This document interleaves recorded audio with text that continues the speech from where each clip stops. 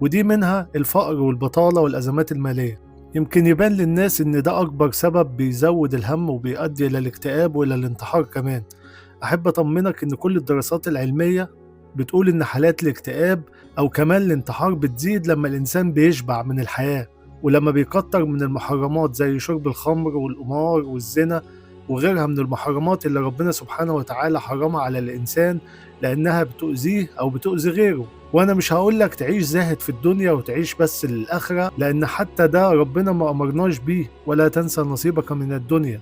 انت ممكن تعيش بالقليل وتتبسط. سبحان الله، هتلاقي الأكل مثلا اللي فيه فوائد صحية للإنسان دايما هتلاقيه متاح للفقير، زي الخضار والفواكه والثمار وغيرها.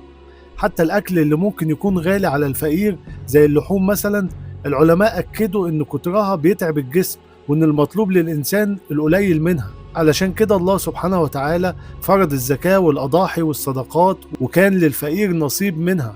فكده ممكن نقول بقلب جامد إن السعادة مش مشروطة بإنك تكون غني، ممكن تكون فقير وسعيد.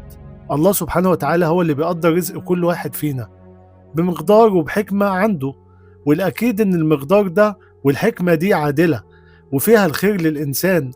ممكن تكون نفسك ضعيفة قدام الشهوات، لو ربنا عطاك المال الوفير هيفسدك وهيضيع عليك آخرتك. خلي دي في عقلك وبالك، والله هترتاح.